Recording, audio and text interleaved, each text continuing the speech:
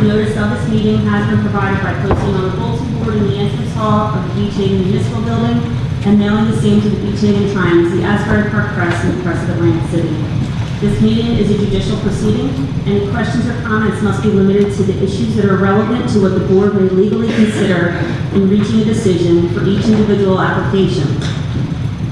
The quorum appropriate to a judicial hearing must be maintained at all times. At this time, I'd like to make sure everybody has silenced their cell phones or turned them off. Mayor Davis. Here. Mr. Paxton. Here. Mr. Stevens. Here. Mr. Allen. Mr. Pizzano. Here. Mr. Medal. Here. Mr. Muha. Mr. Horensky. Mrs. Eddles. Mr. Jenna. Here. Mr. Tinquist. Here. Mrs. Baxter. Here. And Mrs. Leonhardt. Here.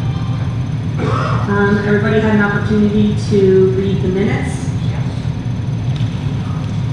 Do I have a motion to approve the minutes? Any?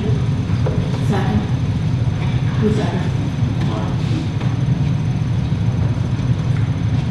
Mayor Davis. Yes. Mr. Paxton. Yes. Mr. Stevens. Yes. Mr. Pizzano. Yes. Mr. Medal. Yes. Mr. Muha. Yes. Mrs. Eddles. Mr. Jenna. Yes. Mr. Tinquist. Yes. Mrs. Baxter. And Mrs. Leonhardt. Yes. Everyone had an opportunity to see the bills. The motion to approve the bills? Second? Second. All in favor? Any opposed? We just have one announcement that the last meeting, Nicole Baxter was not present, but she did certify to me tonight that she has both read the transcript and the minutes as well as listened and watched the video that was put up on YouTube. I will send this to all the attorneys so they have a copy of this as well. That's all I have.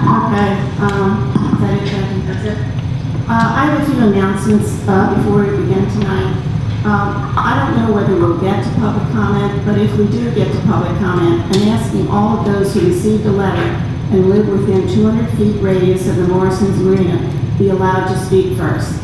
They are the ones that are most impacted by this application. I'm asking that the individual comments be restricted to 3 minutes. If you're represented by a legal counsel, I ask that only your legal counsel speak for you the first go round, giving everyone a chance to speak. If after everyone has spoken and those represented by counsel have more to ask, they will have that opportunity.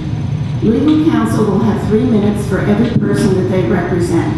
If you represent 5 people, you'll have 15 minutes and so on.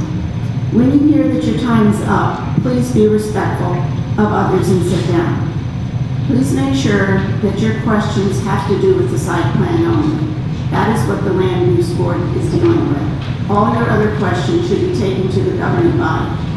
Lastly, I ask that everyone be respectful of the Land Use Board and everyone in attendance of this meeting. Please refrain from cryptic remarks, shouting, and talking amongst yourselves while others are speaking at the mic or on the board. It's very distracting and shows disrespect to the person speaking and to everyone else who's trying to listen to what's being said. This meeting is a judicial proceeding. Decorum appropriate to a judicial hearing must be maintained at all times. If someone does not adhere to the request of respectful conduct, they will be removed. Secondly, at the February meeting, I made the mistake concerning the 29 parking spaces of the Marlin Tuna Club and the Fishermen's Organization. I understood that they were to receive 29 spaces, but what I did not recall was that the address for those spaces was listed in the redevelopment agreement. It is not up to this board to request the moving of the parking spaces since it is in the agreement. I just want to make that clear. While I feel that there could be a better location for the 29 spaces, thus freeing up the parking for the public instead for members of a private club, this is not the board's decision. The decision was made between council and Mr. Vernon in the redevelopment agreement, and therefore, if it is to change, the change will occur between those parties. That being said, I just want to make one final comment about those parking spaces. The parking spaces, which are 9 by 18 feet, are comprised of 6 feet of Mr. Vernon's property and 12 feet of the borough right-of-way. If someone backs out of the space and hits someone riding a bike or walking, who's liable? While safety is the responsibility of the board, liability is not.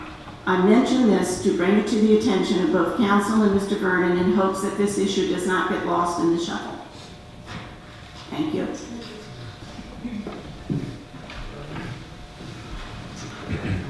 All right, moving along, we're hearing the application of 525 and 601 Second Street block. Everybody knows.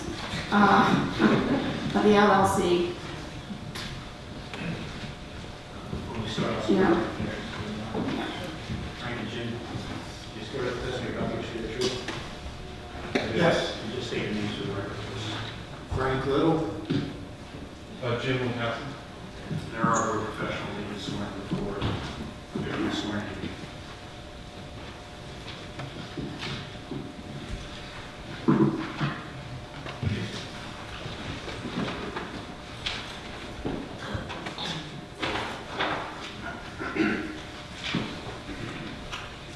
Before the written starts, there was a series of letters we submitted. Is there even a comment on that?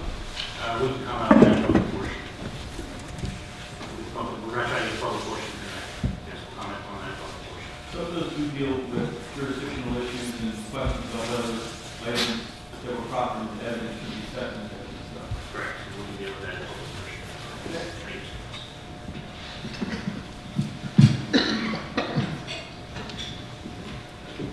Good evening, James Raven on behalf of the applicant, 525 Second Street LLC. At the prior hearing, Elizabeth Dolan testified regarding her traffic impact analysis report, and there were some issues that the board raised that we'd like to address now, but she's had some time to review those issues, so I'd like to recall Ms. Dolan at this time.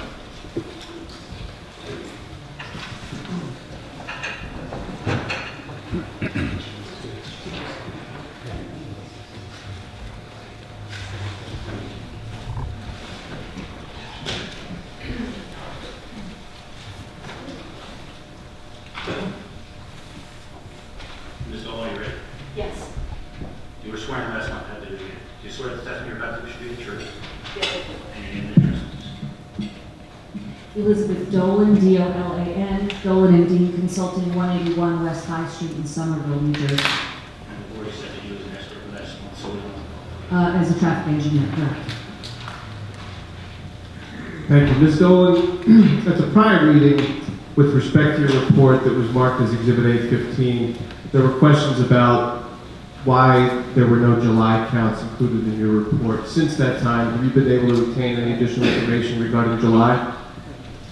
Yes, after the last land use board meeting, I contacted the county traffic engineer to inquire if they had any data, summer data specifically, and they actually did have a count from July of 2019 that they shared with me at Bay and 2nd. So I reviewed their volumes against our volumes, and I have a 4-page summary that compares our volumes with theirs. I'm going to object to this. We had a specific agreement at the last meeting that if there were going to be any new reports submitted, they were going to be exchanged in advance by law. This is a new report. I and my traffic consultant haven't had an opportunity to review it yet. I haven't seen any reserve report. It's not a report. I'll provide you with a copy, Mr. Davis. It's really just the prior exhibit that was annexed to the report comparing the county numbers. We submitted our traffic consultants data in advance of the meeting, and I thought that was the understanding that we had, that we would exchange those documents. So where this stands, this is new data, new information is being submitted to the board, it's not been on file 10 days ago, and now testimony compared to the property. And relies on it, and I object to it. If there's an objection, we can offer Ms. Dolan's testimony without the exhibits, without the reports. To the extent there are any reports, so really just, it's data that she collected since the last meeting at the request of the board, so I'll just have Ms. Dolan testify as to the information contained therein. Ms. Dolan, what was the information that you were able to obtain from the county? I compared the county's Friday evening, Saturday, and Sunday evening volumes with those in our report that was submitted as part of this application. And I found that our numbers were comparable with the exception of Saturday midday when the counties were slightly higher. However, the highest volumes available were counted by our firm as part of my traffic study that was submitted with Sunday morning from about 10 to 11 o'clock as opposed to midday. So in terms of a comparison of our August volumes with the July volumes available from the county, I find that our volumes are comparable and that we did in fact have some higher numbers that were analyzed against the highest trip generation estimate. So that would not change the results of my testimony or the conclusions of our traffic study. What were some of the specific numbers that you obtained from the county? The county had hour-by-hour traffic counts along Bay Avenue, and as I said, our study provided counts and peak hour volumes for the Friday evening, Saturday morning, Saturday midday, and Sunday evening peak periods. So, for example, on the Friday evening, the county had 603 southbound compared to 610 that our firm had collectively shown. We had 570 northbound versus the county's 432. The highest volumes that we analyzed in our report were from the Saturday morning period. We had a total of 1,090, and the county had about 1,200. And again, the total volumes analyzed in our report, total turning movements and through volumes were higher than what was counted by the county during that period. Finally, on Sunday evening, we had 631 northbound, the county had 461. We had 519 southbound, and the county had 465. So again, we were just a little bit higher. Thank you. And as you stated, this additional data that you received from Ocean County does not change any of your testimony that you gave at the prior meeting? Correct. And did you receive a copy of the Shropshire report that was submitted to the board dated February 24, 2020? Yes, I did. And did your review of that report have any impact on the opinions that you previously provided? No, it does not. Again, the volumes were consistent with ours and with the county's. But again, our morning on the Saturday peak hour was the highest volume that seems to have been collected last summer. And so that would be our highest analysis hour, highest volume analysis hour. So that does not change the results of my testimony or findings in the traffic study. Thank you. Was there any additional information that you obtained since the February meeting? There were some questions that I was not able to answer at the time. I didn't have the information with me. One of them was a request to compare the ITE's quality restaurant trip generation with what's called high turnover restaurant. So I did prepare a peak hour by hour comparison. The numbers that we used in our report were rounded up a little bit higher than what we calculated using ITE's quality restaurant rates. We used 200 peak hour trips, where a range of 78 to 90 was calculated for the morning peak hour, 174 as a maximum for the evening peak hour, 198 for the Saturday peak hour, and 137 for the Sunday peak hour. Those were the quality restaurant numbers, which we calculated, but instead of using those individual numbers, we used 200 for each of the critical peak hours. When you look at the high turnover data, you get higher numbers. 246 to 354 for the morning peak hour, 306 to 438 trips for the evening peak hour, 196 to 318 for the Saturday peak hour, and 378 for the Sunday peak hour. As I had indicated, I believe at the last hearing, we use the quality restaurant numbers because of the type of restaurant that is proposed. where reservations are probably required and people are staying at least an hour or more, and also because the database is from sites with larger building areas of up to 10,000 square feet and up to 355 seats. In contrast, the ITE high turnover study sites were 4,000 to 6,000 square feet and had a maximum average of 167 seats. High turnover is defined as not always requiring reservations and stays that are typically about an hour. So we felt that the ITE quality restaurant rates rounded up were the appropriate numbers to use in this traffic study. And were any of those numbers gathered in the trip generation estimates that you just discussed? Did they change any of your opinions that you rendered at the prior meeting? No, they didn't, and as I did indicate at the prior meeting, we're entitled to take trip credits for shared activity between the hotel and the restaurant. We did not take any of those credits. We also didn't take credit for Uber or Lyft or for people who might be close enough to walk or bike to the site. So there were no credits taken. If we did use those higher restaurant numbers, we could take the credits and we'd end up basically with the same results that we found in our traffic study. Thank you. The board also had questions at the February meeting regarding the eastbound 2nd and 3rd Street approaches to Bay Avenue. Would you touch upon that, please? Yes, there was a question about the increased queuing that would likely occur. And based on the calculations that were appended to our traffic study, we're looking at about 2 additional vehicles added to the eastbound 3rd Street approach per cycle. So it's basically going from 2 vehicles to 4 based on the calculations.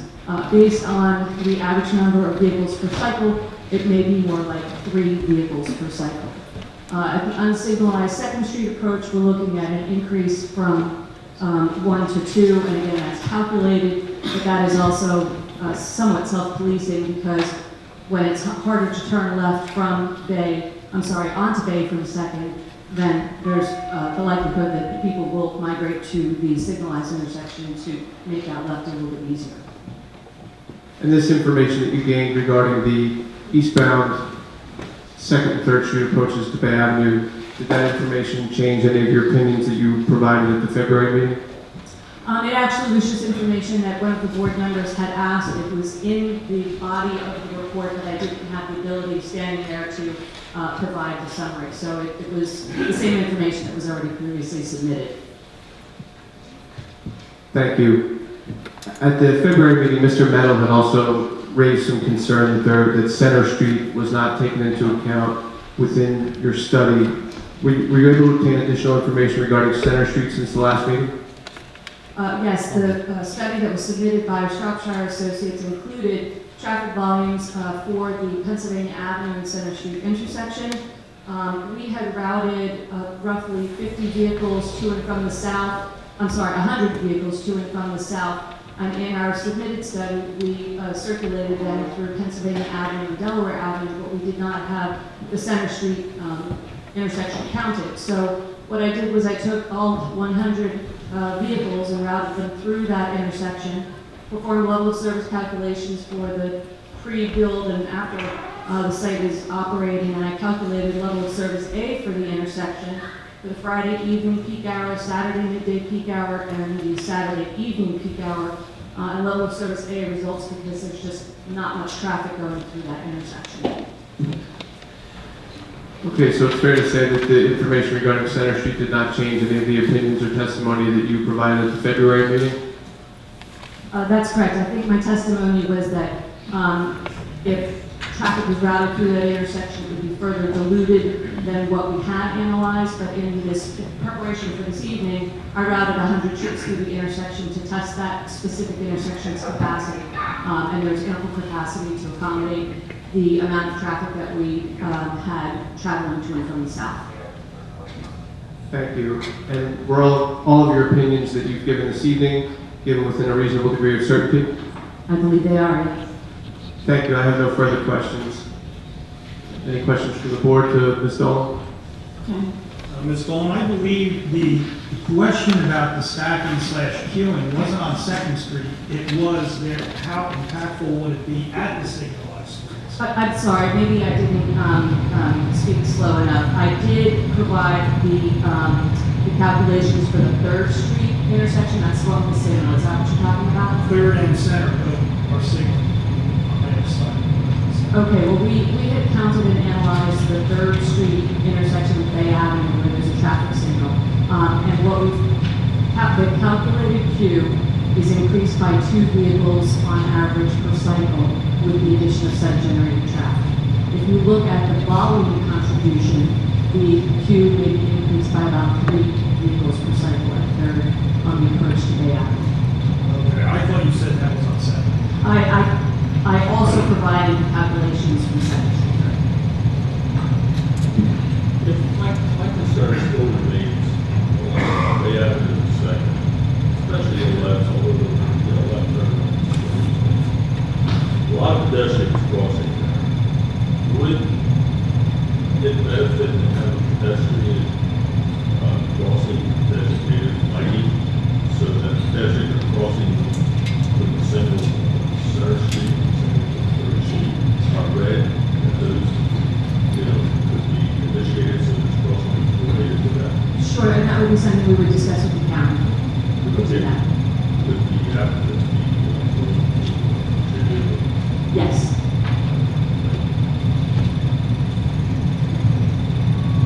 Any other questions? I'm just trying to understand how the difference on Center Street is not going to raise. You said there's no impact, or little impact. What I said was I routed the traffic through the Central Street intersection with Pennsylvania Avenue, and then I calculated the levels of service with and without the site traffic, and it calculates the level of service A because the movements in that intersection are rather low. The volume is low. Low or slow? Low volume. Have you ever been on vacation and went to pull out somewhere in an intersection because you're not familiar with the area, like, oh, I'm going to go out at the traffic light because there's obviously, I don't know where I'm going. Well, I think there's a lot of people who are unfamiliar with the area. That's why we were looking at least in the immediate site vicinity, to have the visual identification of the intersection with the pavers, and so it actually looks like an intersection. I may have said at the last meeting, there's not a lot of definition to those intersections in that area, and so that type of treatment might help people, especially who are not familiar with the area, to make sure that they do see there's an intersection coming up, that there's crosswalks, and the appropriate signage, and like I said, the visual cue, so that they can identify and not potentially run over the intersection. Can I ask a question? So, your expertise, when somebody's new to the area and they're driving to town, they have GPS, when you do these studies, are you incorporating, like, do you have a sense of how somebody's going to, now that there will be this, there might be a hotel there, or how do you think the traffic flow is going to come off the boulevard to go to the new hotel? Like, I'm trying to understand Second, Center Street, Third Street. I lived on Center Street for 15 years, and I'm just saying, I feel like Center Street is going to be used a lot more than it has been. And it's a very busy street to begin with. And so, since people don't want to be on Bay Avenue, and they gravitate towards those side streets and they're coming to and from the north and south, that treatment that I'm talking about, that visual treatment, I think is something that, would be a positive throughout the different intersections. But the GPS, everyone's following that GPS. Think about when you go somewhere new. So how is the GPS going to bring you into that site? That's something that's actually coming up in more and more applications, and I just had an application recently where, in order to keep people on the desired path, they were willing to contact Google so that the path to and from the site would be on the main roads or in the desired. In that particular case, there was a lot of truck traffic involved, and they didn't want trucks on one street versus another. So that plus the reservations that are made, some of that kind of stuff on the website could be provided as well. But GPS, it often is going to take you on the path of least resistance. So can we pull up a plan, and just because you're the traffic expert, can we look at a plan now, how we're going to be approaching this in reality? Well, I'm not sure what you mean, approaching what in reality. Well, you know, how everyone's coming and going to, you know, you've got a 100-room hotel and over 600 seats at a restaurant. How are we getting to it and flowing all through the neighborhood? I'm thinking about Dock Road, when I go to take my son down the street and I say, I can barely even get my car down that street. So are we gonna try to have visual aids and the things that you were maybe bringing up? It might be good to understand the real accurate flow. Does that make sense? Just so that it's a positive for all of us that live on all those streets around it. Sure, I mean, Does that make sense, what I'm asking? In the traffic study, we routed traffic along, we routed the majority of traffic along Bay Avenue. We routed some traffic up and down Delaware, can't come down Pennsylvania because it's dead end, but we routed people up. And so we looked at the existing distribution, we looked at the roadway network. I think maybe what you're looking for is signage for the people, like that big sign that said Second Street now, Morrison's, and, you know. Well, you're that- talking about routing them in different streets, but the reality is 8 out of the 10 people are gonna go one way, I feel. Well, and that was the purpose of the test of this additional intersection. So from a capacity perspective, of course, the streets are, there's room for the traffic associated with this use. How people arrive and depart, the team may have to look at that a little bit and look at some signage. What do you feel is the safest way to get access to that? Site. What do you feel is the safest way to get access to that site? Well, there's all sorts of ways to get there. And that's what we've looked at. We haven't looked at, and I don't know how you would call it the safest route. We're looking at improving the safety of the intersections immediately adjacent to the property with this visual cue. Because from my perspective, I don't think they look like intersections as you're approaching from different directions.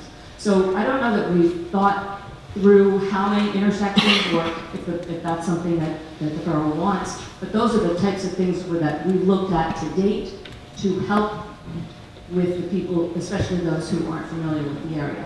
We realistically routed people up Pennsylvania, up Delaware, down Delaware, because of course those streets are going to be used. At the request from the last meeting, we then looked at the intersection on Center. That was the only data that we had. So do I think people may use those streets? Of course.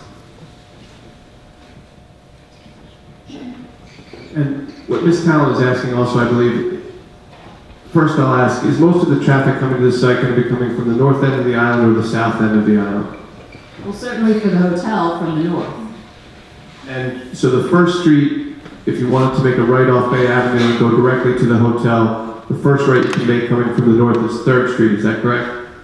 That's correct, and that would be the best route to the site because it takes you right to the parking and the check-in area. Okay, would you just point on to the site plan we have up has been previously marked as Exhibit A3. Would you show to the board where that approach would be?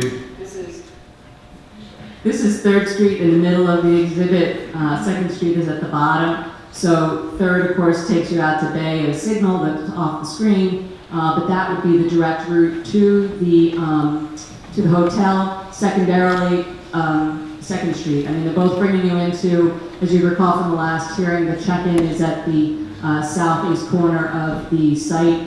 And so this particular area, parking lot B, is the check-in area.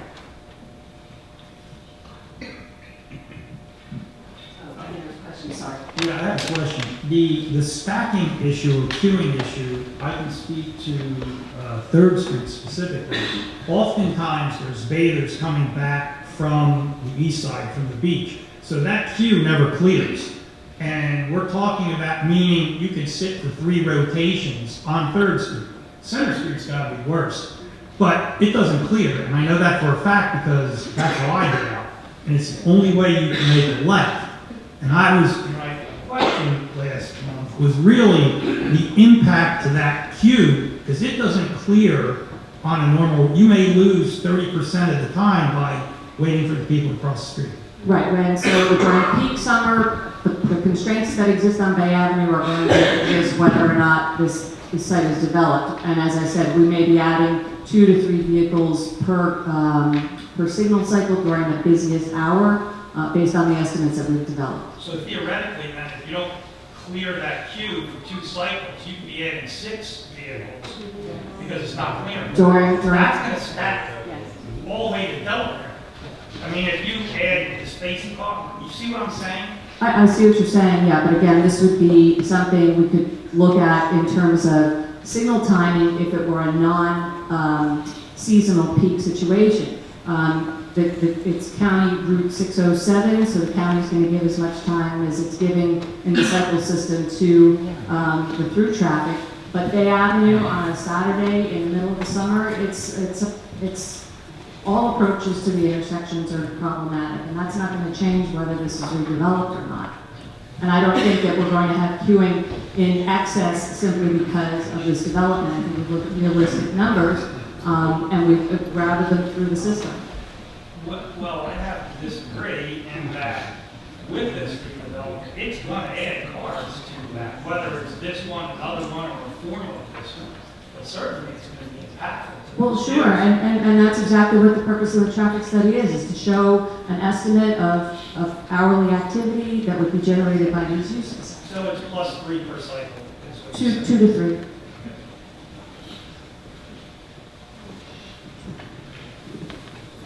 Any more questions? Anybody else have any questions? Thank you. Thank you.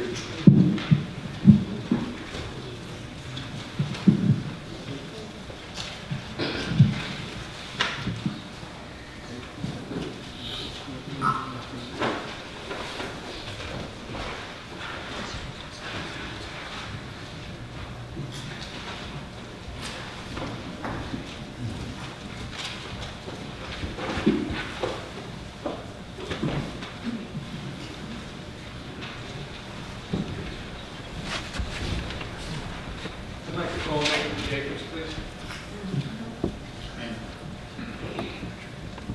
You swear the testimony you're about to give should be the truth? And your name and address. Megan Jacobs, 351 West 4th Street, Chicago, New Jersey. Megan, can you tell the board where you're currently employed, please? I am at Mercer Management. And what is your relationship between Mercer Management and the application this evening before the board? It would be the builder and developer. And will you share with the board where you were educated, please? I have a Bachelor's of Science in Hospitality and Tourism from Stockton University. And have you had employment in the hospitality industry? I worked several years at CD Marriott in Galloway, New Jersey. And at what point in time did that employment? When I first started working for Mr. Vernon, I began working at Fundamental Estate as a wedding coordinator. And in connection with the work with Mr. Burke, you have a job title? I did. It's Director of Hospitality. And for how long have you been with Mr. Burke? 15 years. And in connection with your work, you need to be told what it is. Certainly. I began with started with Bonnet Island Estate, and then I worked at Mallard Island Yacht Club, all of our wedding venues, when Mr. Vernon started some hotel construction. Is this better? Okay, I'll hold it. Thank you. Thank you. So I started at Bonnet Island Estate and Mallard Island Yacht Club with weddings and sales. And then when we began working on some of the hotel properties, I worked in construction and planning, and now I oversee the hospitality, working at daily with our food and beverage program, our hotel managers, and housekeeping. Are you familiar with the plans for the hotel as proposed for this group this evening? Yes, I am. And can you tell the board first what the amenities will be in each hotel room? Certainly. Each of the hotel rooms would have a television, mini refrigerator, microwave, and wireless internet access.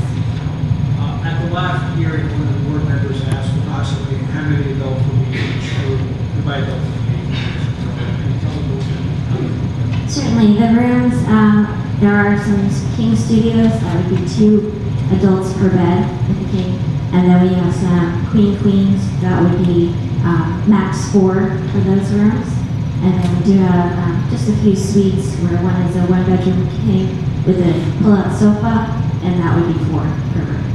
And how many individuals would there be in that typically? I would say 2. Can you perhaps describe the mechanisms we employ in order to regulate occupancy? Certainly, it starts with the guest reservation. The guests can make the reservation online through our website, and there is a drop-down where we ask them how many guests per room, adults and children. And then upon check-in, the guests would be issued the keys based on the number of guests per room, and that would be through 2 key cards. And what would be the maximum number of key cards issued for any unit? We typically remax it at 2. Here was a question at the last meeting as to whether or not the hotel contemplates extended stays. Can you tell the board what the plan is? Certainly. This hotel is not designed for extended stays since there is not a kitchen in it or a really living room for it, so it's more based on transient guests. Now, what are the other amenities offered at the hotel? It's a gymnasium, is that correct?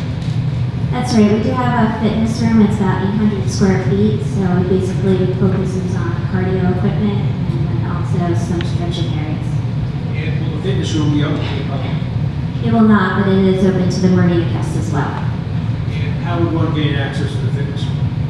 For most of the doors in the hotel, they're secured with a fob lock system, which they would have either a key card or a fob to be able to have access to it. And what plans has the operator made in order to maintain the fitness room? One of our house staff checks on it daily throughout the day. Also at the last hearing, there's some questions about security for the hotels and the amenities. Can you describe to the board the security features that will be employed, please? Certainly. As I mentioned before, we have the key card access to all of the amenity spaces. The guest rooms have the deadbolts on the back of the door. Then we have full video capability for camera systems, and we can monitor that. And there would be some low voltage lighting throughout the site for security, and we would have a security personnel on staff. And in connection with the video cameras, can you tell the board generally where they'd be located? Certainly. They are in all the public areas, in the corridors, in the stairwells, throughout the whole property, in the marina area, in the restaurant as well. And during what hours would security staff be present on site? We would have 24/7. And on weekends, when traffic is a bit heavier at the site, what plans would you have for security? We would typically add 1 or 2 more security throughout the property. Now, there is a pool plan for the property, is that correct? That's right. We have an outdoor pool and lounge area. And what is the size of the pool? The pool is at about 2,200 square feet. And can you tell the board what the staffing of the pool would be? Certainly. We have a pool attendant that takes care of all the towels, and that attendant also acts as a server for the property too. And in season, we would have a bartender and support staff. Now, are there any requirements associated with handicapped access for the pool? Yes, we do have an ADA lift for the pool, and it could be lowered in for anyone that needs the accessibility. And with regard to maintenance of the pool, what plans does the owner have in order to maintain the pool? We, as a hotel, do pool testing every 2 hours. The state regulates the pool tests once a week. We do train all of our staff for the pool, and also if there's something outside of normal treating of chemicals, we bring in our pool contractor for that. And how often is the pool inspected? Every 2 hours. And have you worked at other hotels with pools such as this? Yes, all of the properties have pools. In the site plan, Mr. Vecchio described kind of a lounge area between the hotel and the restaurant. You're familiar with that area? Certainly. This is a guest lounge that connects the hotel and the restaurant. We anticipate it to be more of a living area where the guests can meet and greet each other, or also work on their computers outside the guest rooms. And approximately how many seats will you have at that location? About 16 to 18. In addition, there is an area which we referred to the last hearing, a yoga or a meeting room. Can you tell the board where that is? Right. This is in the the check-in building. It's referred to as the flex space on the plan. Our intention for this would be for offsite out-of-season meetings. We'd also do yoga activities or family-friendly kids activities too. And how large is that room? It's about 800 square feet. Now, will that be available to those who are not guests at the hotel? They would have to be an invited guest of a meeting or one of the events going on. And how is it that meetings are booked at that location? They would arrange that with our front desk. Another question that either was raised by Mr. Little that came up was how will the check-in at the hotel work? Sure. Can you first of all explain to the board how it will work? Well, what we normally do is before the guests are ready to check in, we send a pre-arrival letter. So that will help clear up any of the questions that the guests have before they even arrive on property. So we outline where to park, where to check in, where to get your keys. In this case, we can do the best streets that they should come on to be checking in. And then once they arrive on site, the valet team or directional will direct them into the check-in building where the front desk agent will issue their keys and set them up with their rooms. And how many individuals will staff the front desk? We typically have about 2. With this hotel, we would do minimum night stays, so the check-ins wouldn't be as heavy certain days. So I think we were thinking like a 2 to 3 minimum, and then that alleviates a lot of the front desk. In order to address possible concerns about traffic, has management given consideration to a staggered check-in? Certainly, and then most often we can do a text program to the guests, so we know exactly when their arrival, when they're planning on arriving. And are you able to assign check-in times to the guests? We are, yes. Now, there will be a valet service, is that correct? That's correct. And very briefly describe how that will work. Mr. Vernon will talk more about it. Certainly. Well, the valet staff will work with the hotel, marina, any directional. They're really probably the first attendant that a guest would see for the hotel. And then they would be valet parking the restaurant as well. And during what period of the year would the hotel be open? It was year-round, 12 months.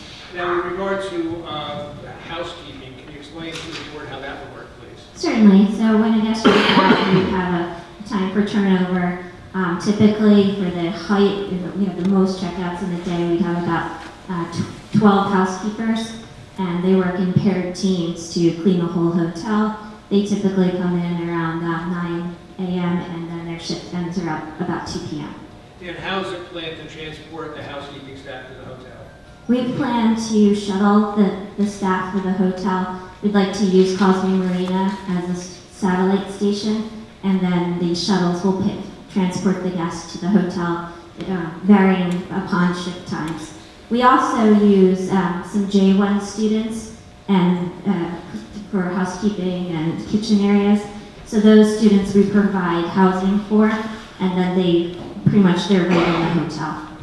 Do you have any plans to afford a preference to Beach Haven residents or those that live near the facility? Oh, absolutely. We love local employees are best for us. With regard to year-round staffing, how will the hotel be staffed in the off-season? I'd say it's probably the number of staff, especially with the marina. It's less than half of the summer months. And during what period of time do you view as the hotel being in season, essentially? I'd say typically your season would be end of July, or end of June, into September.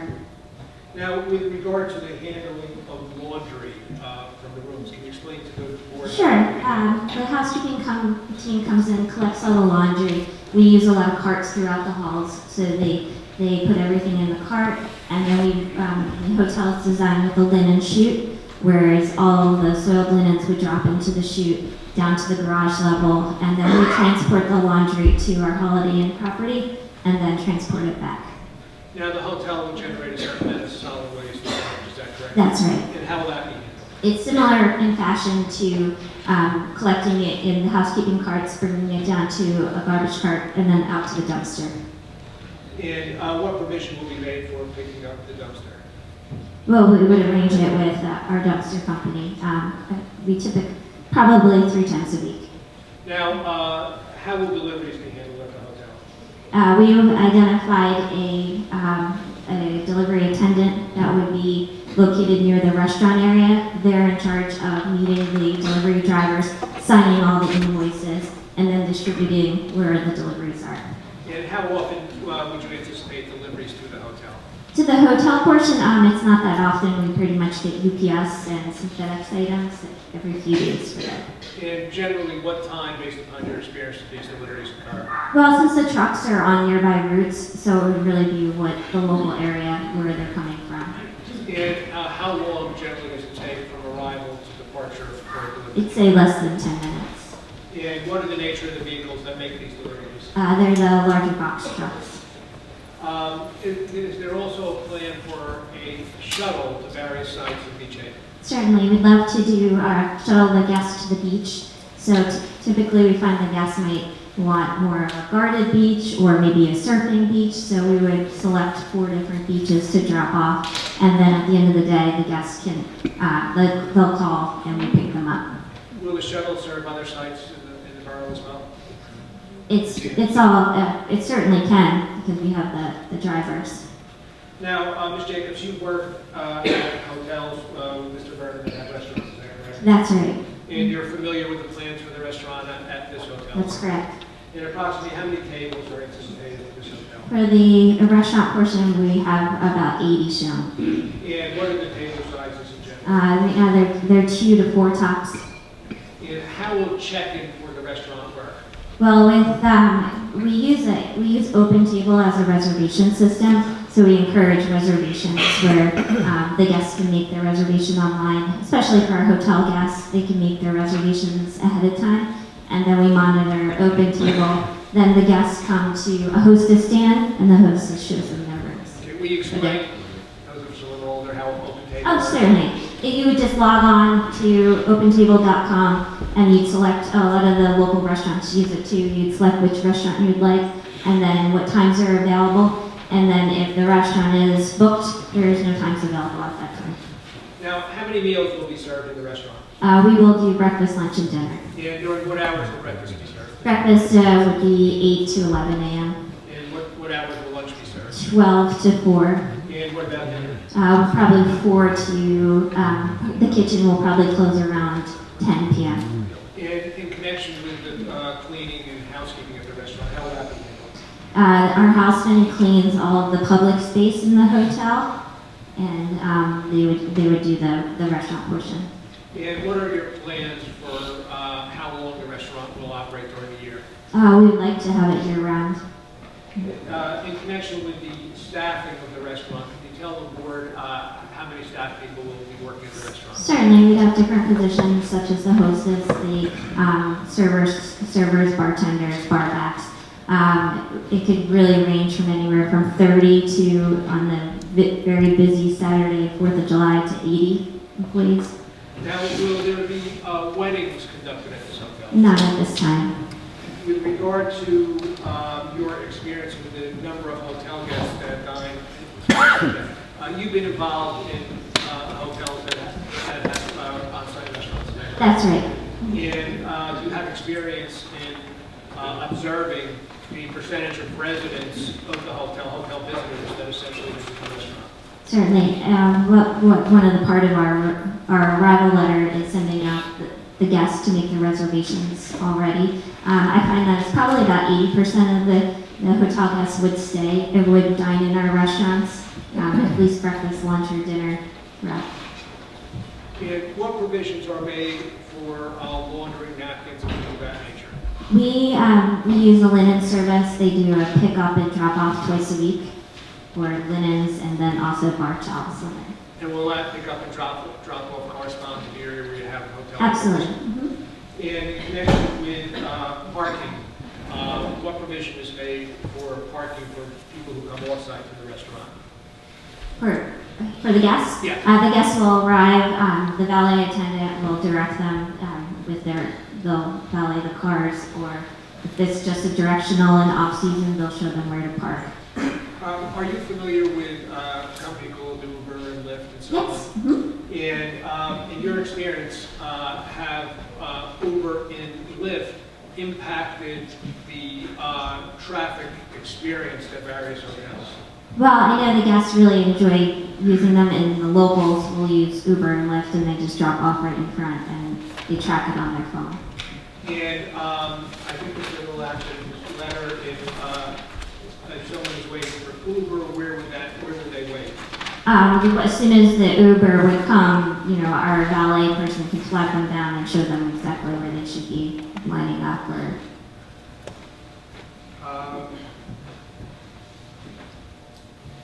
It was also asked whether or not there will be food and drink available in the mezzanine area. Mr. Little asked that. Could you yes, tell me? that's another section of the restaurant.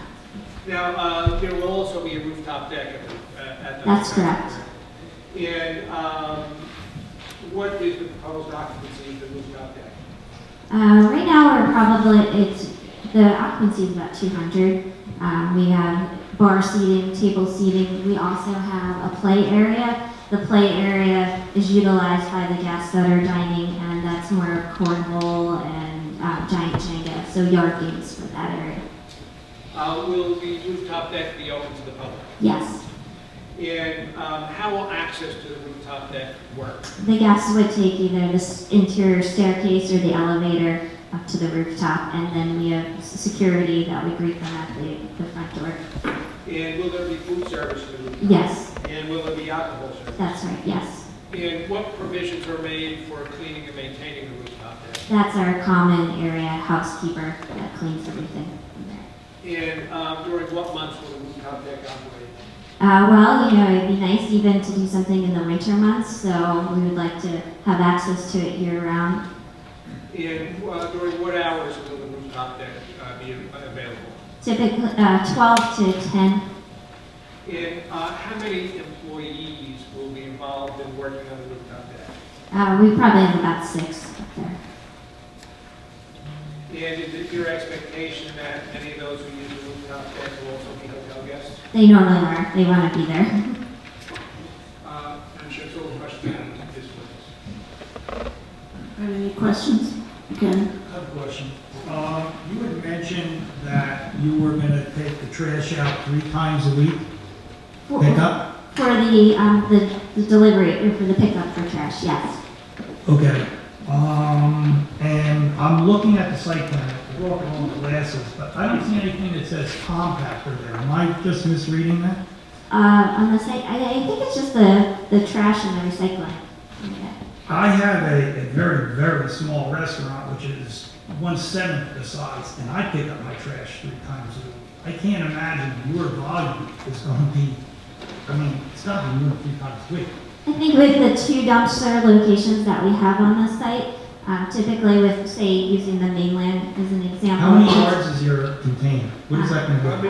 Those are the kinds of issues Mr. Berman will be addressing. Okay. So I have a question. You mentioned wedding. You said not at this time. Is that? Well, you know, I love weddings, but right now. We would return to a vendor's time if this one is right. If you want to do it. Right now, you have no plans as part of this request to do weddings. That is correct. If you want to, we would have to return.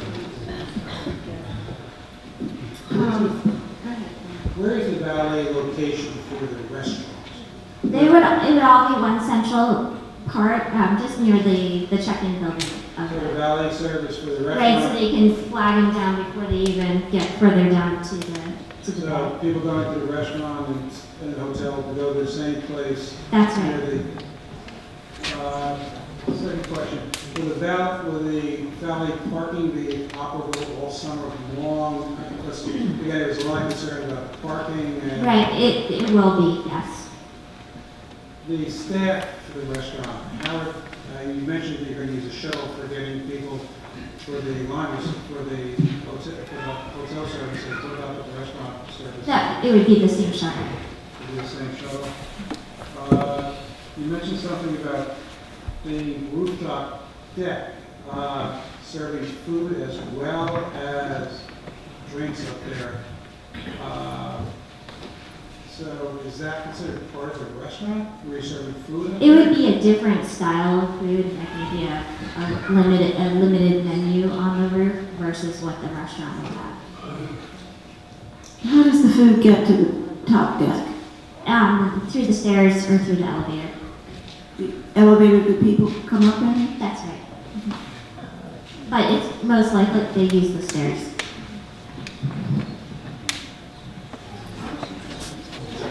Are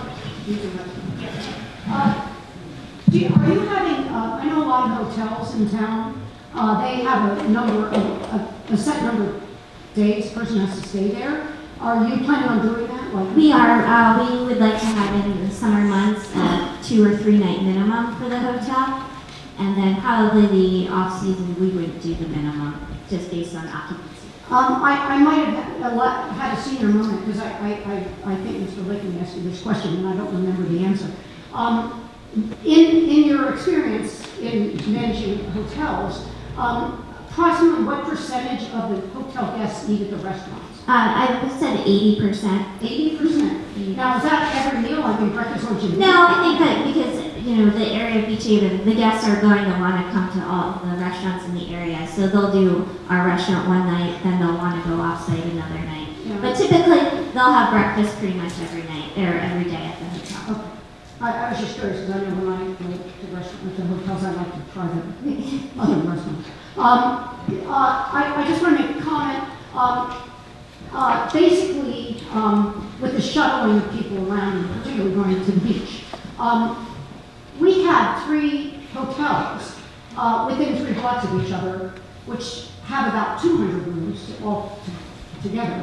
And those beaches are very crowded, and that concerns me. So I would hope you would work, we could come up with a plan that you would be busing people to beaches that weren't quite as crowded. We could certainly work on that. Okay, I mean, because those beaches are very crowded, because there are a lot of people. So that was the issue. Another Quiet, please. couple other questions. Should have written them down as I was oh, the students that are coming in, the students that have the J1. That's right, J1s. Where are you housing those? Will they be in town? Or? At our other hotels, we take a room out of service and we house the students right in the hotel. Okay, so you would have to transport them down. Right, they're already in the hotel. Oh, okay. So most of my other questions were asked by the I guess, the use of compactor, I mean, a number of restaurants have come before the land use board, and there's a number of complaints from neighbors about the traffic associated with trash removal. And the land use board has generally requested that compactors be used on site for those to minimize the amount of traffic associated with pickups, et cetera. I would hope that We will definitely look into that. Okay. There's no requirement for a lifeguard at the pool? There is not, yeah.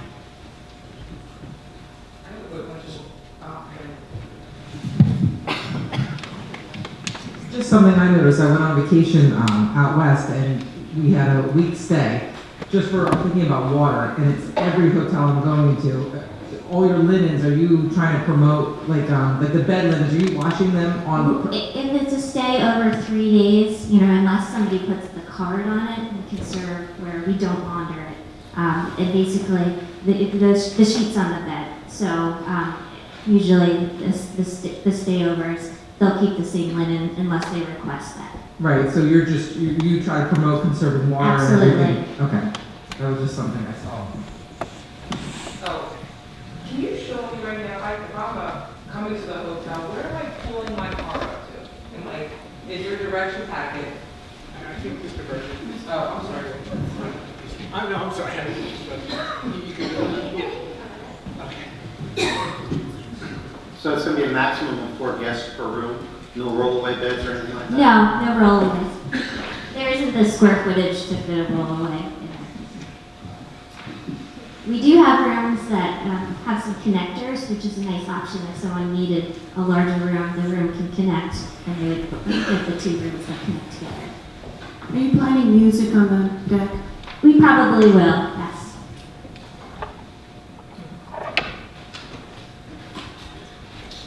Do you have any kind of contractual agreement with your health so that they have to take a shuttle so they don't add? It would be part of their training process and in their SOPs. So we have the staff sign off, and then the valet would enforce it too.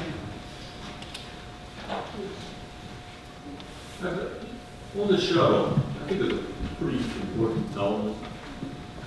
Are we going to see some sort of written shuttle plan during peak season, which might be from the beginning, the end of June through Labor Day, and that where it's really timing where it's picking up, what beaches that you intend to drop off at, and maybe even another part of it, there's a lot of large condos in that area. They need to get to the beach too. I'm not sure how they do it, but whether that can incorporate any kind of team in with some of these larger condos so that it becomes a real transportation. And I know we would like to work with the parking commission too, so working with other local businesses that need transportation for their staff would be amazing for us. But I would, yeah, I'd just like to see a plan before, we approve.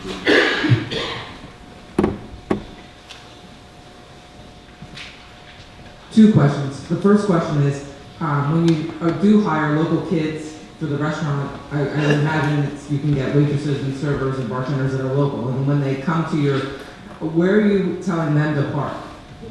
They wouldn't be allowed to park on site. We would encourage them to ride share or ride their bikes to the property.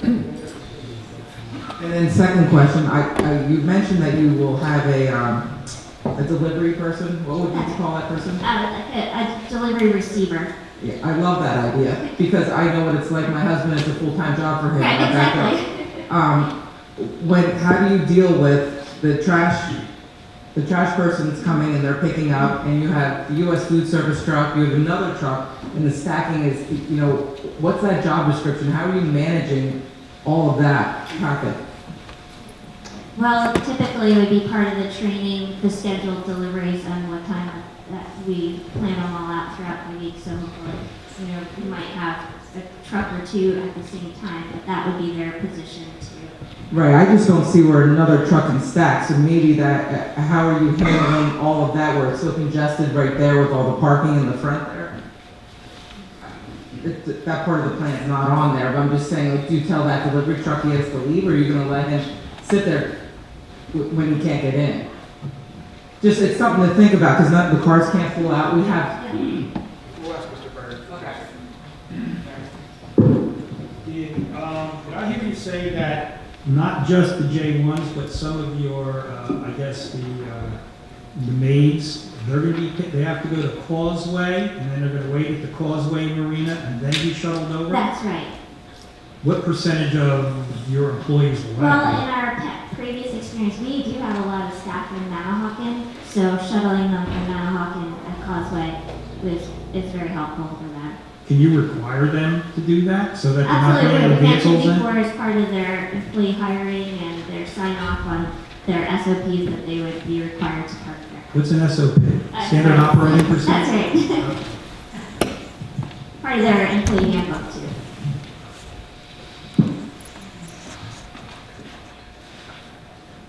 Any more questions? Thank you so much. We have two witnesses that will address the first is Rena Fever, and then Ms. Burnett after that. Rand?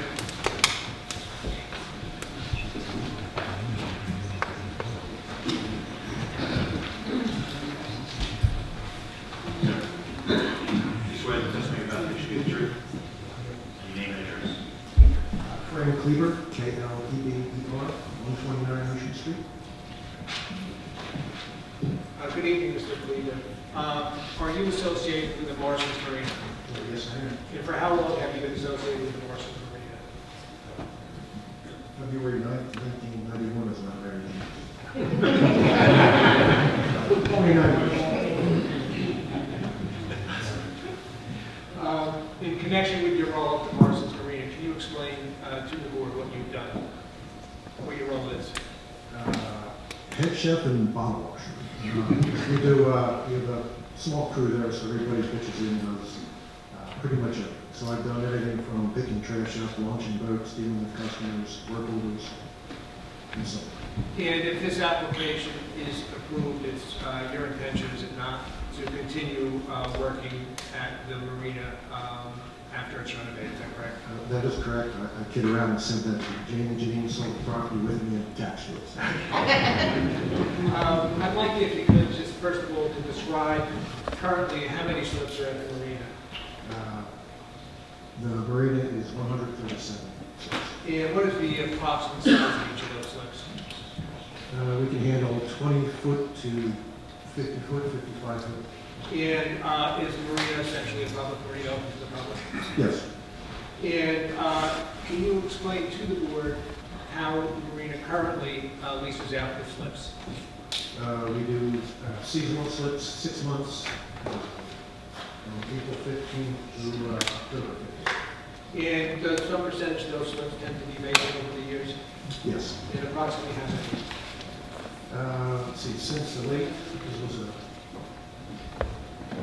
2000s, after the financial block, we've had about 18, 20 slips open here since then, and Sandy hasn't helped.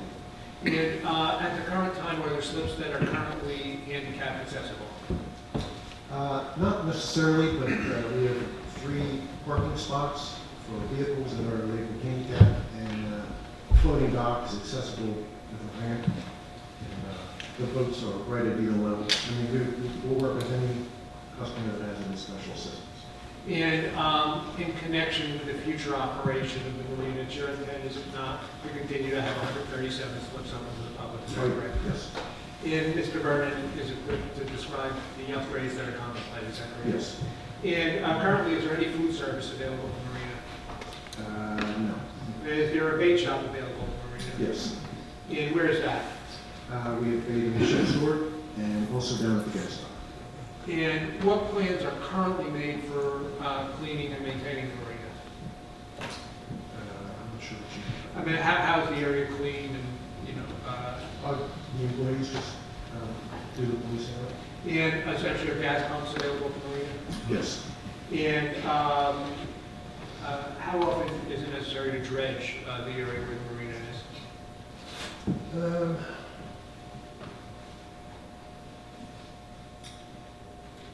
I don't really have a yearly, it fills in occasionally, and we have not officially, we have not dredged, but that is something in the future that should be looked at, for sure. Is there nighttime security currently provided at the marina? Are there laundry operations currently? Let me correct that. We do have a camera, one security camera. Is there any personnel that visits the marina during the night hours? Just now. Are there laundry operations currently available at the marina? There is not. Is solid waste occasionally generated by the boats that visit the marina? Yes. And how is that currently handled? We have 2 dumpster locations for recycling and material waste picked up by the borough recycling and waste management. And in connection with the fuel is maintained under the storage tanks, is that correct? Yes. And do you have a rough idea how long those tanks have been there?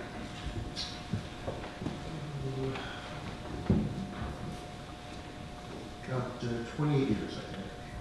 Now, are there provisions for boat storage in the off-season at the marina? Yes. And approximately during what period of time do you have boat storage? I would say it begins late September. And in what area of the site are part of the boat storage? The main parking area and the parking lot across the street. And are marina customers given priority for access to the boat storage?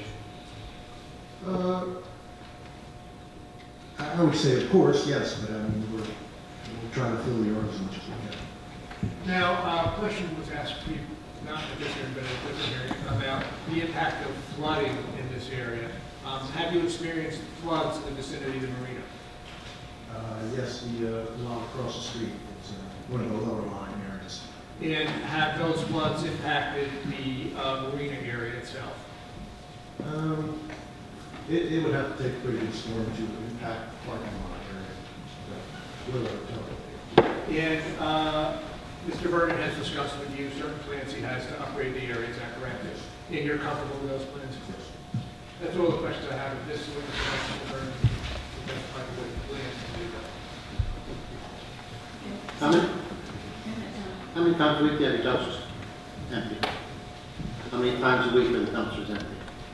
We're empty once a week, but we can call if it's a busy weekend and we get additional trash. And we have a 4-yard and a 3-yard dumpster. Not a Do you know how many boats you store in the main parking lot during the winter? I could give you an approximate. I would say probably 80 boats maybe. In the main parking. In the main area. And are they all the larger boats? They are anywhere from, let's say, 32 feet to 46, I think is our biggest boat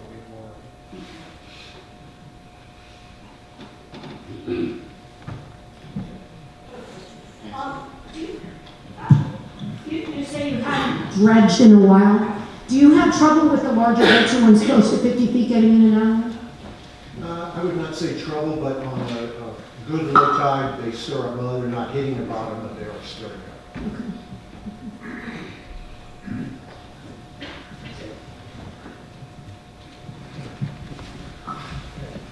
Thank you. I'd like to call, if I'd like, Mr. Ernie, please.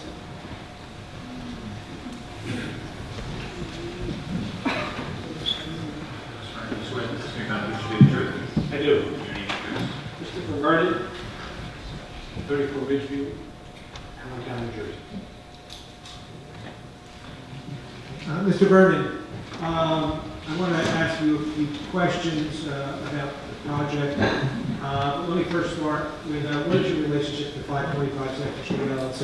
You are the contract purchaser?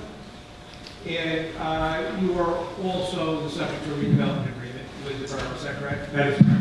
And you understand that redevelopment agreement imposes certain obligations on you, is that correct? Yes. And you're prepared to adhere to those obligations, correct? Yes.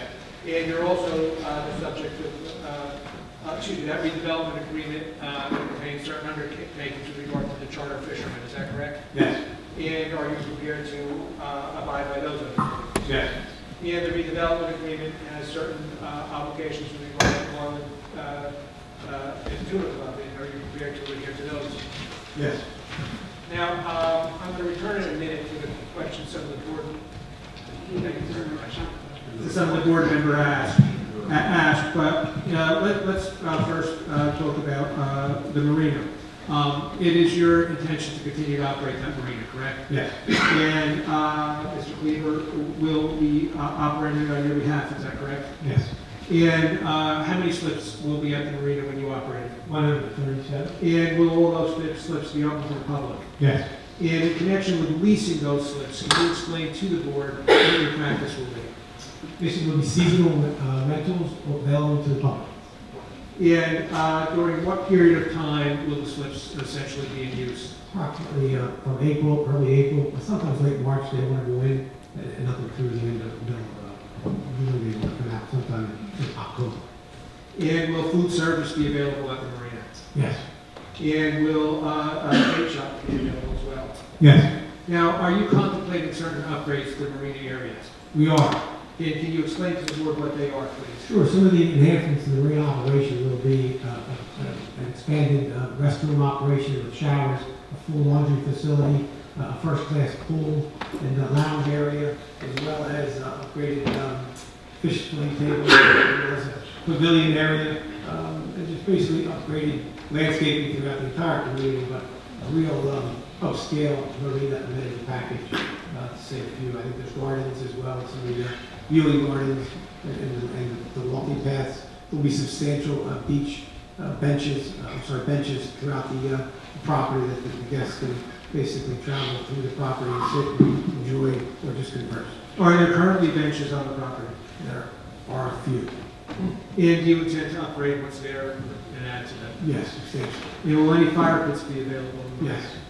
And with that, I think in Mr. Will's letter, at some point, the fire pits will be available to the public. No. Will they be available to the marina guests? And to the hotel guests. In connection, you indicated you have a fillet table. What is that? That's a foot fish cleaning table, so when the charter guys come back, or so the boat captains come back, they have a really nice, elaborate cleaning station And where will the food service be provided? At the marina. in the restaurant. You understand that there are certain obligations to have handicap accessible facilities, do you not? Yes. And can you tell the board what you have in mind there? Sure, so the elevator will service, actually, we have 2 elevators in the hotel as well as an elevator in the restaurant. So all dining options as well as hotel will be available for handicap accessible, as well as the boat ramps will be upgraded to meet ADA compliance. There also was a question about off-season storage of boats. So can you tell the board what your plans are with regard to that? Yes, after discussing with Brandon, the manager over at the marina, really a number of boats, to your question on how many boats stay there in the winter, and the availability of moving it. It's our wishes that we're busy in the winter, so when boats come out of the water, that we still stay active in the restaurant and in the hotel. Unfortunately, our hotel business drastically reduces, usually after October 15th, I would say, or after the Chowder Fest, almost as low as on average. We don't get out of 10 to 12%. Occasionally New Year's Eve we'll have a great weekend, or maybe Valentine's Day weekend we'll have a great weekend. But other than that, I wish we could create much more, hotel guest stays. So there's not as much demand and parking for the hotel in those days. The restaurant, we look forward to really trying to create a year-round restaurant experience because of the bay and the views and sunsets are just as gorgeous in the wintertime. So our intention would be to try to push it and market the restaurant in the off-season months. Let me step back because I missed something. You understand you committed to maintain this marina as a public marina, is that correct? Yes. Now, with regard to maintenance, can you explain to the board what your plans are to maintain the cleanliness of the marina? Sure, so our housemen and basically our dock hands and our valet guys, and the beautiful part of having guys there 24/7 is you really have eyes on the property all the time. Not only that, we'll have over 100 cameras throughout the entire marina, on the docks, on the decks, by the water, in the elevator lobby areas, on the rooftop areas, and we'll have a command center, basically, which will be in the back office of the hotel, as well as another one of our sites, to basically monitor the activities of the hotel. If there is a problem, catch it well in advance. With regard to laundry operations, how will that be managed at the marina? So we handle all our laundry here off-site. Basically, it will be shipped out down the linen chutes into tubs in the garage that will be collected and then put onto a small truck or a van, if you will, and brought out a few times a year.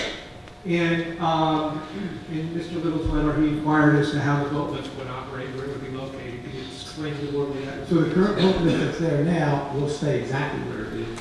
The travel and basically that will, as it exists today and works today, will continue. Nothing will change from that. Going forward, how will solid waste be handled at the marina? So solid waste is a real science. I think one of our benefits is, the dumpster management and reclamation and recyclables. There's 2 really drop-down spots for the dumpsters. One would be over by the boat lift, which would be the larger, if you will.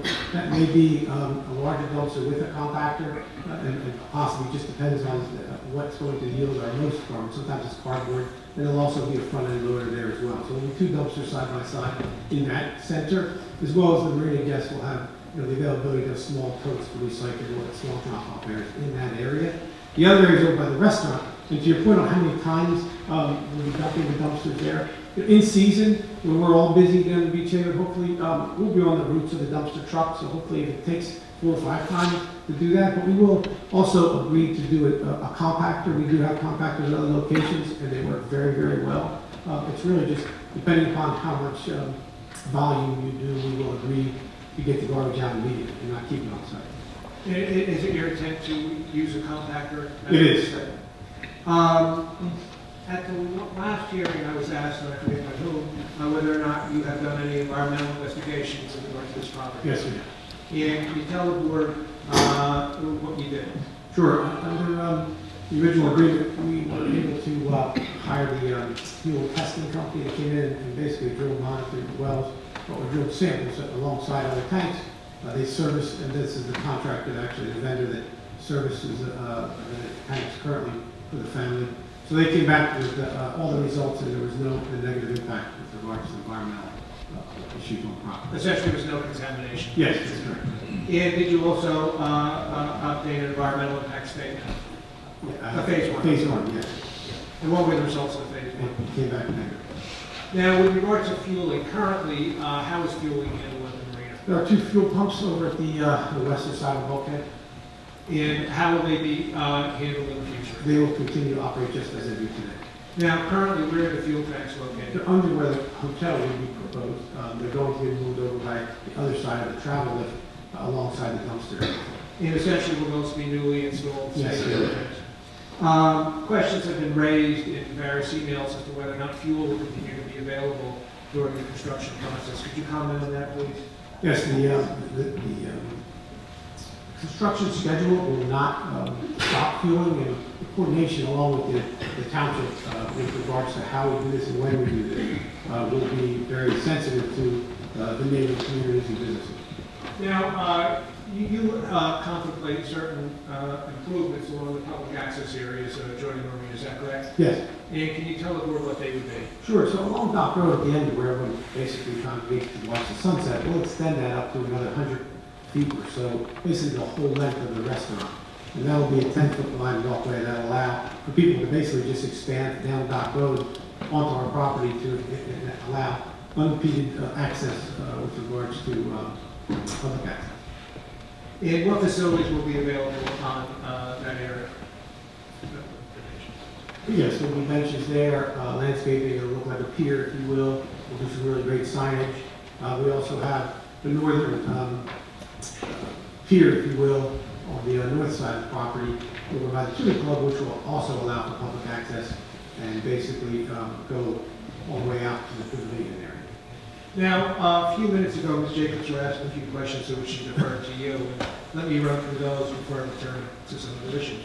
Number one, with regard to the shuttle, you indicated you will have an employee shuttle, is that correct? We will, yes. And what mechanism will you use in order to enforce use of that shuttle? Sure, so in the signing of the contracts, basically, the nice thing of having availability of valet as well as hot hands on site is we'll get to know our staff, crucial, to where when they come on the site, you'll know basically how they got there and what interaction that is done through the valet. First and foremost with our guests, but also most importantly, to the employees to make sure they're complying with the fact that we're very sensitive. We will not allow anyone to be driving a vehicle on this. And where will employees essentially be picked up? So we have a site over in the Causeway Marina, which has a substantial amount of parking, that we will allow that to be a loading zone. And we've done a shift work, we'll probably leave at say 2 o'clock, before we're out typically. Well, it's not as busy these days, everyone's at the beach, we'll bring that shift in. And then the employees will be returned back to that drop point at 11. And what type of vehicles will you use for that shuttle? Usually 22 passenger vehicles, basically the small buses that will be able to get the people back and forth. Now, you also have plans to shuttle guests, is that correct? We do. And what type of vehicles will you use to do that? So we can use a smaller vehicle, but also what we'll do is we'll coordinate with the parking committee to really understand where it is we should actually place down. Your point of a layout of where the town prefers to drop. If the regular more preferred areas, wider streets, more emptier beaches per se. So it's something we would agree to work with the town on together to look at a plan on what would be a better drop point for them, but also available to drop off at some museums and parks throughout this block area, if you will. Too. And the mayor asked if you would be amenable to considering transporting people to some of the less crowded beaches. Is that something you would Yes. explore? Mr. Stevens inquired as to whether or not you would try and coordinate with any of the other hotels or others that seek to use the beach. Yes.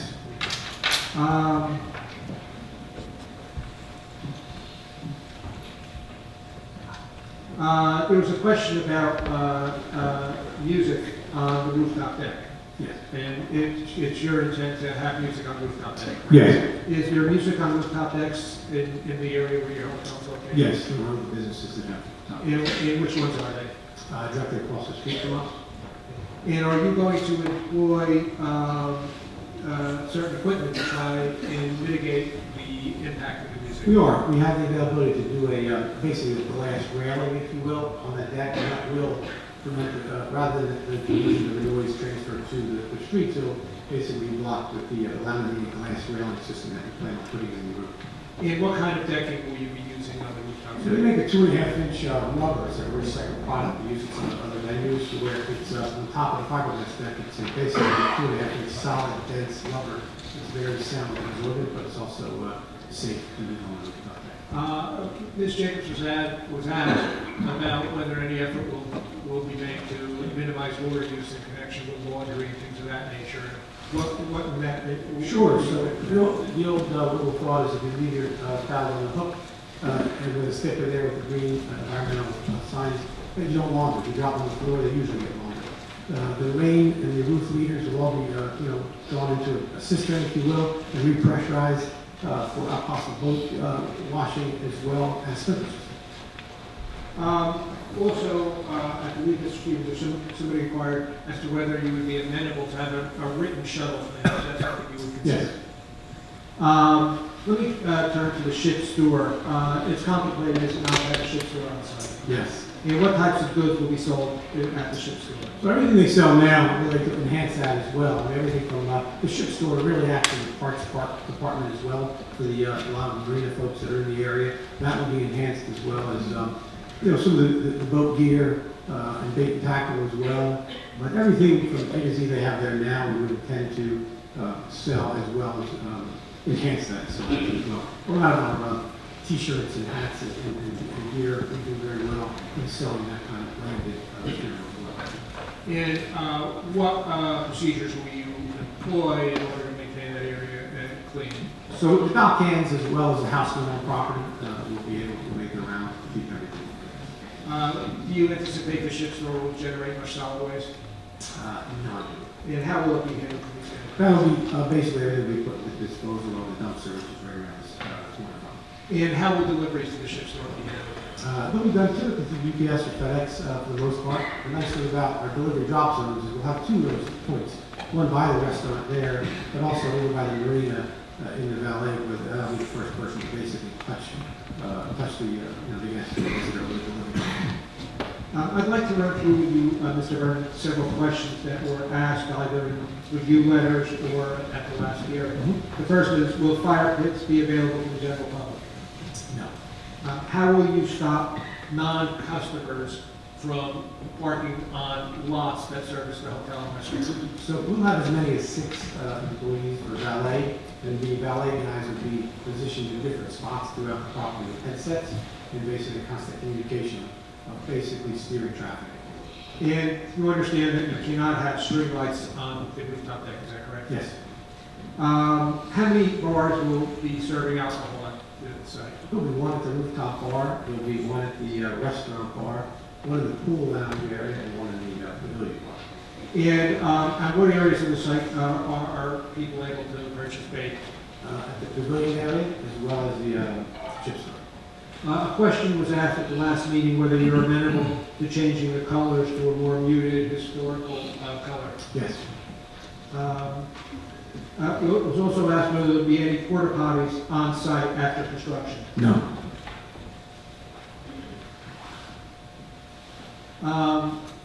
It's anticipated, is it not, that there will be a pump out station on the marina, correct? Yes. And can you tell the board where that will be? Sure, the pump out is over by the fuel dock, as well as there's a boat that comes over from Tuckman, I believe, free of charge to some of the guests, and basically visits all the marinas on the weekend. And how will the pump out station operate? Basically, the attendant who takes care of the guests will also provide that service. And during what months will that be available? During any time the boats are actually in the water. Now, one of the questions that came up previously is the valet service. First of all, how many valet staff will you have? Well, up to 6. And during what months will they be on site? June, July, and August. And what hours will they be on site? 24/7. One of the review letters inquired as to how you can assure the safety of the valets. What type of training do you offer? Sure, so we basically have on-the-job training when they start, usually 2 weeks before their start date. We properly make sure they have a valid driver's license. They have to run through the insurance vetting to make sure that they're clear. And basically we show today's cars are very difficult to understand with all the different electronics. So basically they go through a thorough training of some of the cars that are more difficult than others. and also the availability of properly parking in close proximity to one another. Side view mirrors have to come in and all this stuff. Now, does the availability of valet parking enhance the amount of parking that is actually provided as a property? It does, yeah. And how does it, and in what way does it do that? So in sheer control of the site, and basically when the guests arrive, you have a point of contact with the valet captain that directs them in. To your point of which would be the actual main entrance, 3rd Street, there's going to be a great pier there, basically, that'll basically say, the Beach Haven Hotel Marina, which will really bring everybody into that main entrance, if you will, and that's where the valet guys will be to meet the customers. And then there's a lay down area, you'll bring them in about 5 or 6 car lengths deep, and then that way gives you the ability that if you get 3 or 4 cars at a time, or 6 or 7 cars at a time, you have the ability to get them in and move them around and ultimately place them a little bit, quicker or direct them in the right area. The idea would be to meet the customers, get them out, and find out if they've already pre-checked, tell them where they're going, and then basically get them in the parking spot. A question was raised in one of the review letters as to how you would prevent loitering as a shuttle and Uber areas. Can you explain where people will wait for Uber, Lyft, and such? Sure, so the beauty of Uber and Lyft, which is not in our calculations, but is so widely used nowadays, every month it seems it's more and more. Basically, the beauty of that is once the car's there, you're coming out. Now, if you're delayed and the car's waiting, the valet can have an area designated to where they can stage them on the property.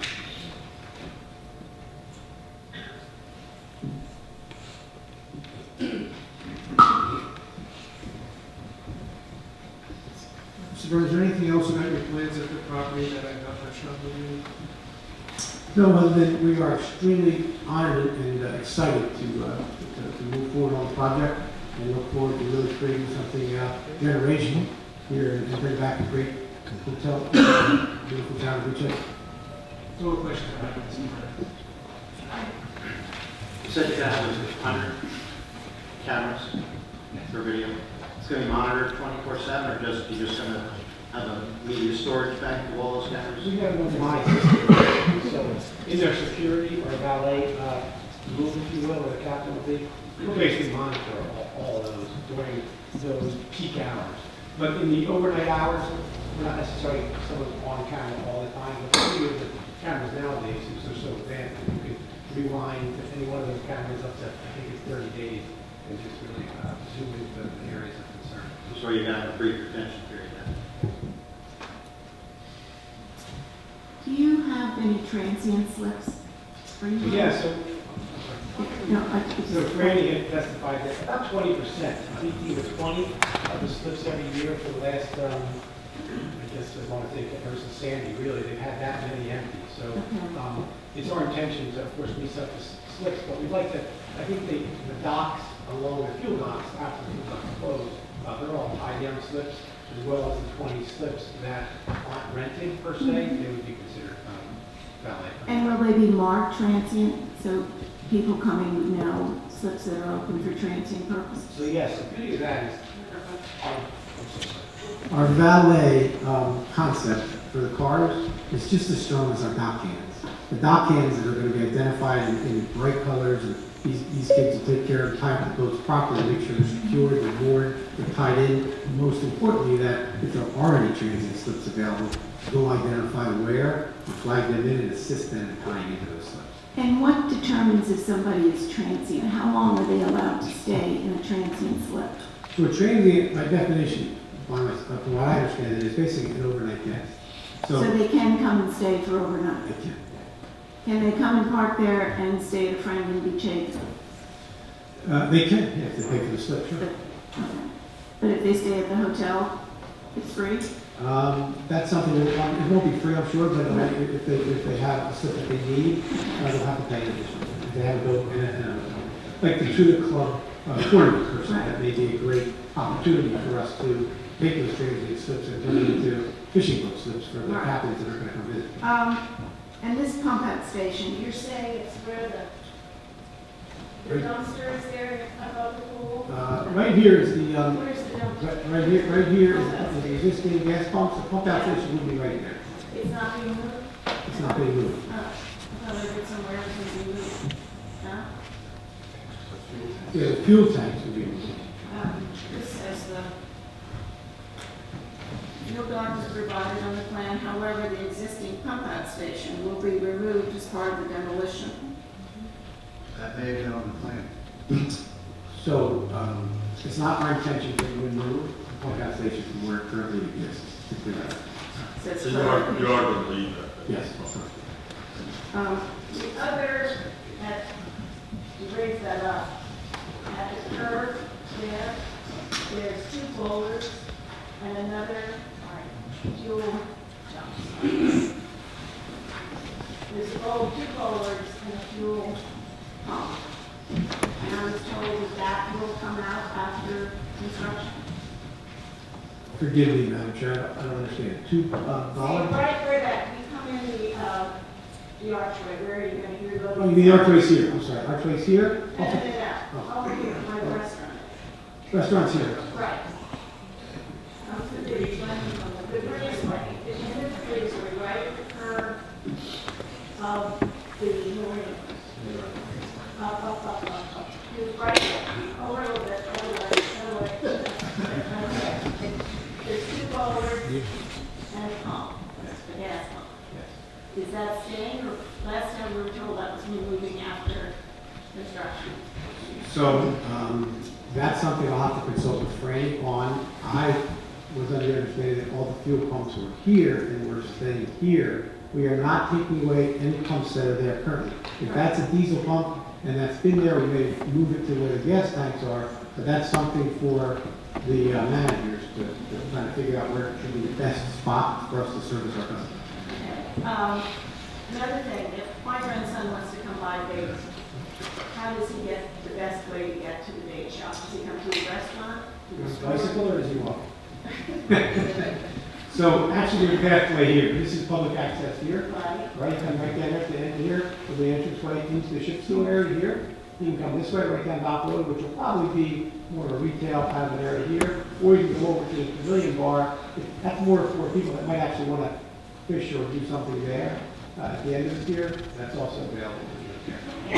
And there are no health qualification for selling food and bait at the same time at the pavilion bar? So our intention of the pavilion bar is not to really, we're going to be doing, it'll be a bar, but it'll also be a very, very limited menu. Like it should be light sandwiches and that kind of thing. And the freezer, it just might be a small There'll be freezer. no making of food there? No.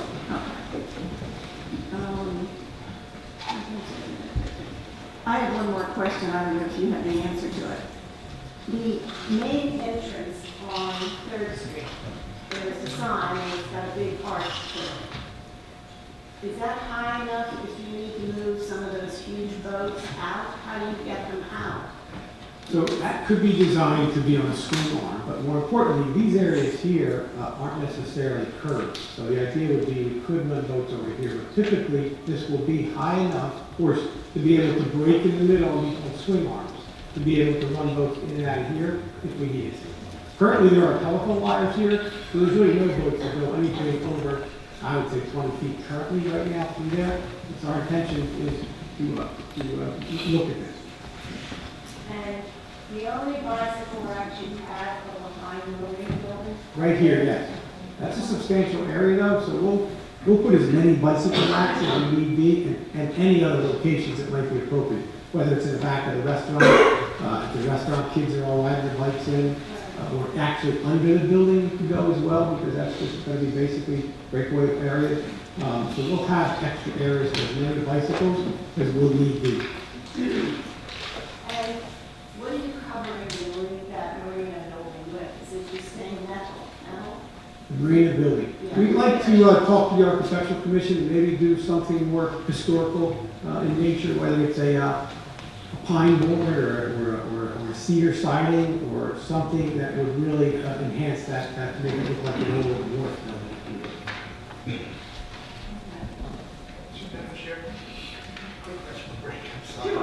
Sure. You can have a 5-minute restroom break. There's one restroom, it's right there.